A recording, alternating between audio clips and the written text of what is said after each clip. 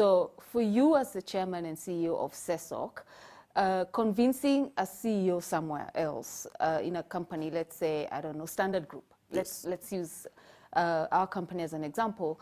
What exactly do you go say to them that makes, expands their minds to, yes, what you're saying makes sense, we want to be a part of that?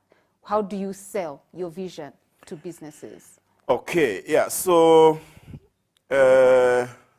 let me say it has not been easy to market this notion of social enterprise and social entrepreneurship. Many people don't understand this thing about social enterprise and social entrepreneurship. I'm sure even now, when I'm speaking now, maybe there are people who don't really, they're hearing this for the first time. So maybe I'll try to really unbank this notion. Yes. If you look at the savings and credit societies, which started so many years back, savings and credit society, what are called the cooperatives, are good examples of social enterprises because they focus on how they can be able to increase the financial inclusion and the financial capability of people, right from the grassroots, whereby you save, borrow, and and do something. So normally I try to use cooperatives as a very good example of social enterprises. In fact, if you go to countries like France, they are not called social enterprises. They are called, they are called social and solidarity economy, SSEs. Now, back to your question, if I was to pitch to a CEO of the Standard Group about SESOK or about social enterprise, I'll give you the example of Dandora. The Dandora, where it's called the dump site. Yes. Now, a social entrepreneur will focus on how he's able to use that dump site to make money, but also to solve the issue of pollution.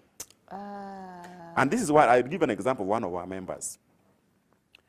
What he's doing is that he's using the street children, train them, and they go to the estates and pick the plastic bottles.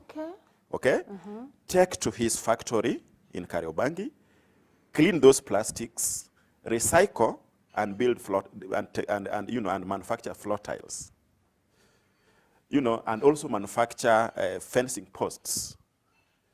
So in that way, you are solving issues of pollution in the environment, but also generating income. Yes. So for this guy, he's giving employment to the street children, he's capacitating the street children, and he's also solving the problem of the dump site. You see? Yes. That is an example. Yes. I'll give another example. The We Center. They're not our members. The We Center is, they work with the different organizations like supermarkets or government agencies where they pick electronic, like computers, electric bulbs and all that.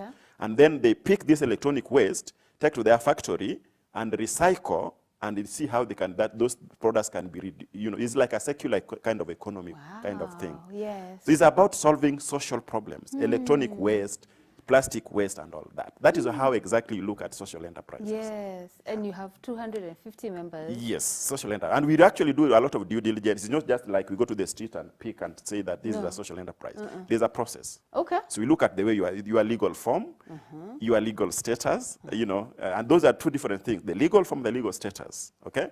And then now once we look at the way you are registered, then also come and see how you do your business. Then from there, we say that, yes, these are social enterprise. And so that then tells me there is a difference, perhaps a huge one, between just being an entrepreneur and being a social entrepreneur. Definitely. Am I right? Yes. Okay. Yes. So clarify the difference for us. Now, social entrepreneurship is now the innovative ways of the activity, the activity of using a business to address social problem. Got it. The process or the activity, that is social entrepreneurship. Got it. Now, a normal business or a traditional business mainly focuses on making profit. It doesn't mind where the waste is going. Okay? A traditional entrepreneur doesn't mind how are the employees doing. Are they paid well? Are they happy? Social enterprises, you have to ensure that your employees are happy. Your waste disposal is the right way, okay?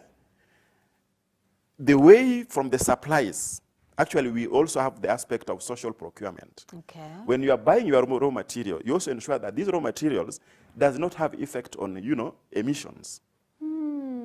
Okay, so as you do your business, you also ensure that how am I emitting? Yeah. So that you also don't affect the climate. The climate. That is all about social entrepreneurship. Wow.